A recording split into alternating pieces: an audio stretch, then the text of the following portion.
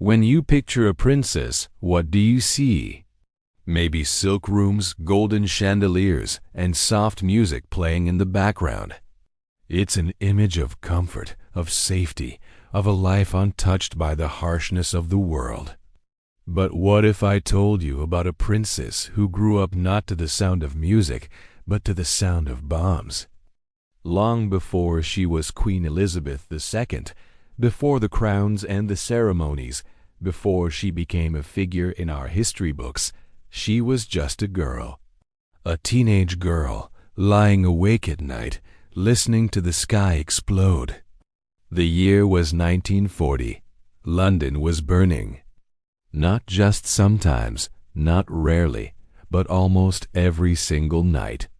Sirens screamed through the streets, windows shook in their frames, and families ran for cover in dark, crowded underground shelters.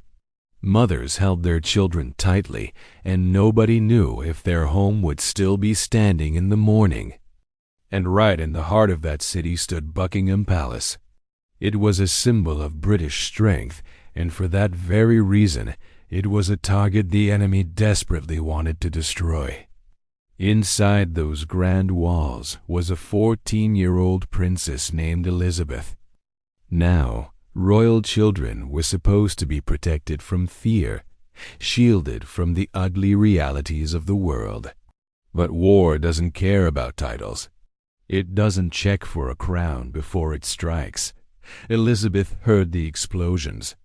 She felt the palace walls tremble around her. She saw the smoke from the fires rising into the London sky. Advisors pleaded with her family to leave the city. It's too dangerous, they warned.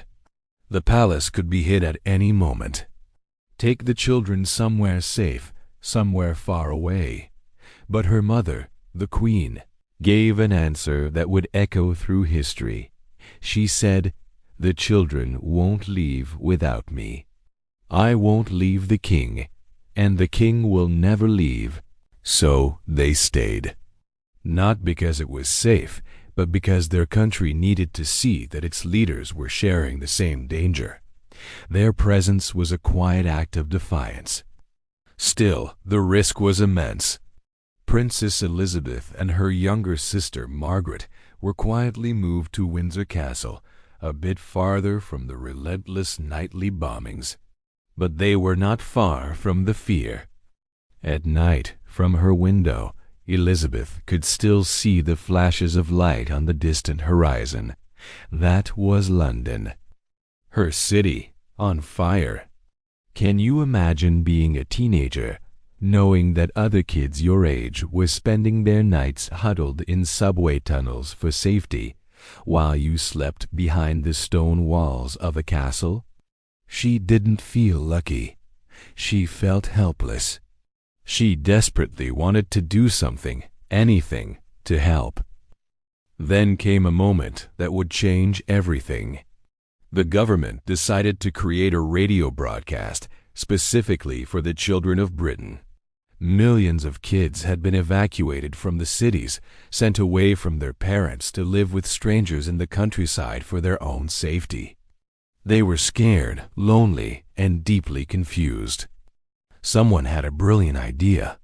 Let the young princess speak to them. It would be a message from one child to another. Elizabeth had never done anything like this before. There was no stage, no cheering crowd. Just a single, cold microphone in a quiet room and a nation of anxious children listening in. She was nervous. Her hands were cold. But as she began to speak, her voice was soft, calm, and steady. It was the voice of an older sister offering comfort. She told the children listening across the country that they were not alone in their fears. She promised them that the war would one day end and that they would all be home with their families again. Her voice wasn't loud or commanding. It didn't need to be, because it carried something far more powerful: hope. That night, the people of Britain didn't just hear a princess. They heard strength. And in that moment, something inside Elizabeth changed, too. She realized she wasn't just a royal figurehead. She had a role to play. The war dragged on for years. Food was rationed. Clothes were patched and mended. Families waited anxiously for letters from soldiers, letters that sometimes, tragically, never came. And through it all, Elizabeth watched and learned.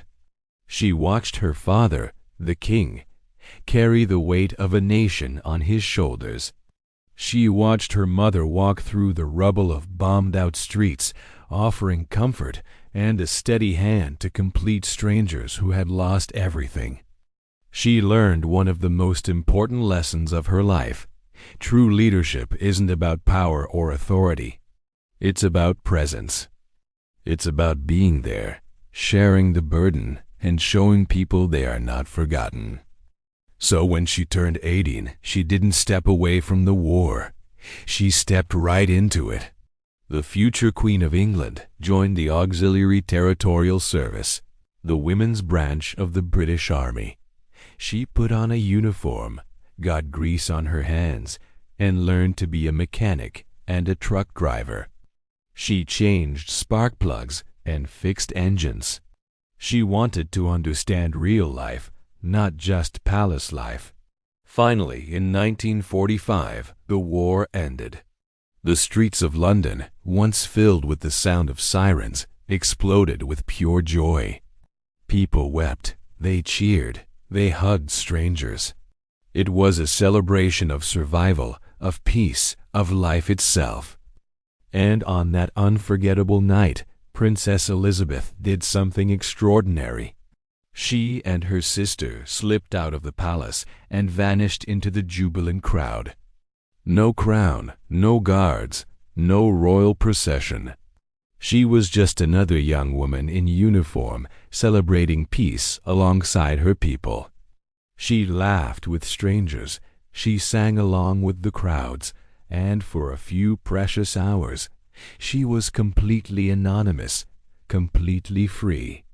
Years later, she would call it one of the most memorable nights of her life. Because for the first time, she wasn't just watching history from a balcony. She was part of it. That war shaped her forever. It forged her character in fire. So when, later in her long life, new crises came and went, when politics shifted and the world shook again and again, she never panicked. How could she? She had been a child in a world that was on fire. She had already learned the profound skill of how to stand still and be a source of calm while everything else was in motion. She didn't just inherit a crown. She earned the strength to wear it. Before she became a queen recorded in history, she was a girl defined by war. And from that fire, a lifetime of quiet, unshakable strength was born. Thanks for watching. If you found this story as powerful as I did, please like this video and subscribe for more stories that reveal the hidden side of history. See you next time.